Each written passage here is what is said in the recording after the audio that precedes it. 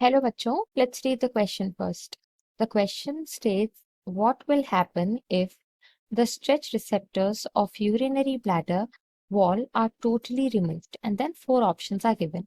First is urine will not collect in the bladder. Second is micturition will continue. Third is urine will continue to collect normally in the bladder. And fourth is no micturition at all.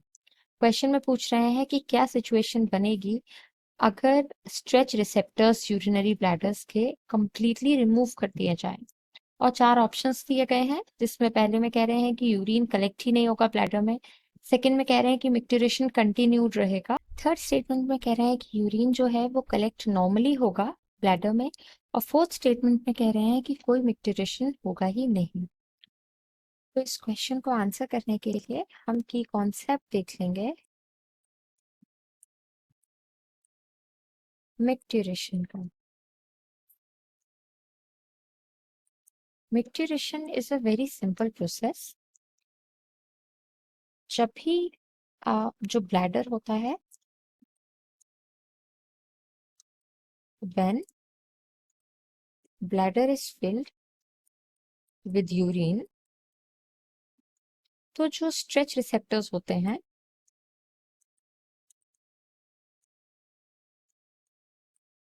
Bladder की wall पे, ये sense कर लेते हैं और एक autonomous reflex के through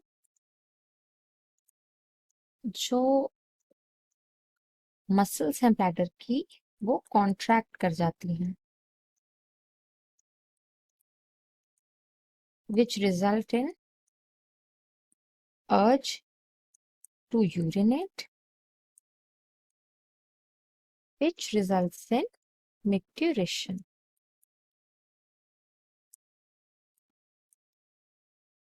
तो अब इस पूरी सिचुएशन में जो स्ट्रेच रिसेप्टर्स हैं वो बहुत इंपॉर्टेंट हैं। और इस कंडीशन में, जो इस क्वेश्चन में बात हो रही है, इस कंडीशन में स्ट्रेच रिसेप्टर्स रिमूव कर दिए गए हैं। तो ये जो ऑटोनोमस प्रोसेस है या ऑटोनोमिक रिफ्लेक्स है, ये डिसरप्ट हो जाएगा। अब हम क्वेश्चन के ऑप्शंस देखते हैं। फर्स्ट ऑप्शन में ये कह रहे हैं कि जो यूरिन है वो कलेक्ट नहीं होगा ब्लैडर में, तो हो ही नहीं सकता। यूरिन बनेगा तो कलेक्ट तो होगा। सेकेंड ऑप्शन में कह रहे हैं कि मिक्टुरेशन कंटिन्यूड रहेगा। ये ऑप्शन नहीं हो पाएगा, क्योंकि अगर स्ट्रेच रिसेप्टर्स हैं ही नहीं तो ऑटोनोमस रिफ्लेक्स बनेगा ही नहीं, मसल्स कंट्रैक्ट नहीं होंगी, तो मिक्टुरेशन नहीं होगा।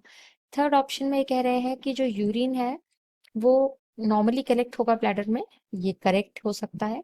और फोर्थ ऑप्शन में कह रहे हैं कि कोई भी मिक्टुरेशन होगा ही नहीं, ये भी करेक्ट हो सकता है, क्योंकि जैसा कि हमने डिस्कस किया कि अगर स्ट्रेच रिसेप्टर्स को कम्प्लीटली रिमूव कर दिया जाए तो रिफ्लेक्स नहीं बनेगा, मसल्स कॉन्ट्रैक्ट नहीं होंगी और मिक्टुरेशन नहीं होगा, क्योंकि अर्ज बनेगी ही नहीं यूरिनेट करने की। सो इस क्वेश्चन में दो करेक्ट आंसर होंगे, and the answer will be option number 3 and 4. Hope you understood it well. All the best.